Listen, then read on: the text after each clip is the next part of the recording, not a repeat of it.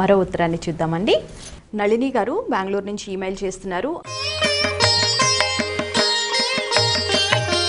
అయిన వారు మరణిస్తే ఏడాది పాటు దీపం వెలిగించకూడదా అని అడుగుతున్నారు.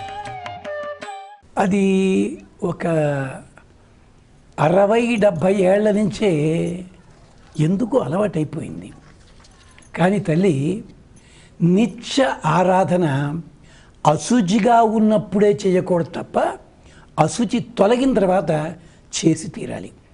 అంటే మరణించినప్పుడు 12 రోజులు, అంటే కొన్ని సాంప్రదాయాలు 13 రోజులు, 12 రోజుల వరకు మహిళ ఉంటుంది. అందుకని అక్కడ అదిలో ఉన్నవాళ్ళు దేవతార్చన చేయకూడదు. కానీ వాళ్ళలో దీపం వెలిగించి తీరాలి, నియమం ఉంది అక్కడ.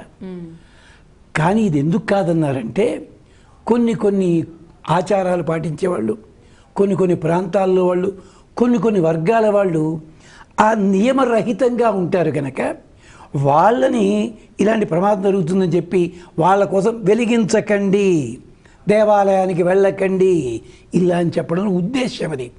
కానీ మనకి ఇది ఆచారం కాదు. సాంప్రదాయ కుటుంబాల్లో 12వ రోజు గడిచిన తర్వాత నిత్య అర్చన చెయ్యాలి. ఇంకో విశేషం, మీరు ఎప్పుడైనా కాళహస్తి, శ్రీశైలం ఇలాంటి చోట్లకి పెడుతుంటే పుణ్యక్షేత్రాలు, అక్కడ దాకా వచ్చాడు, గుండెల్లో స్నానం చేశాడు, వెళ్ళిపోతాడు లోపల దర్శనం కాకుండా, అంటే ఆ రోజు పితృకర్మ ఏదో చేయబోతున్నాడు అర్థం. అప్పుడు మాత్రము శివాలయ దర్శనం చెయ్యరు పెద్దలు. కానీ మిగిలిన చోట్ల ముందు ఆరాధన చెయ్యాలి, చేతులది కర్మలు పెట్టాల్సి ఉంటుంది. ఇది దీపం వెలిగించకూడదు, నిషేధం లేదు, అర్చన చేసుకోవచ్చు. కలశ స్థాపన చేయకూడదు, విశేష ఆరాధనలు చేయకూడదు.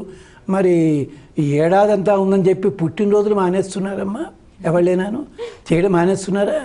పండగ రోజులు వస్తే ఆ పండగ లేదంటూనే అవన్నీ అమ్మా, ఇది పద్ధతి. విశేష కర్మలు చెయ్యకండి, అది నియమం. దేవతార్చన మాత్రం చేసి తీరాలి. లేదండి, దీపం వెలిగించండి, పెద్దాళ్ళు సృజనంగా వెలిగించండి.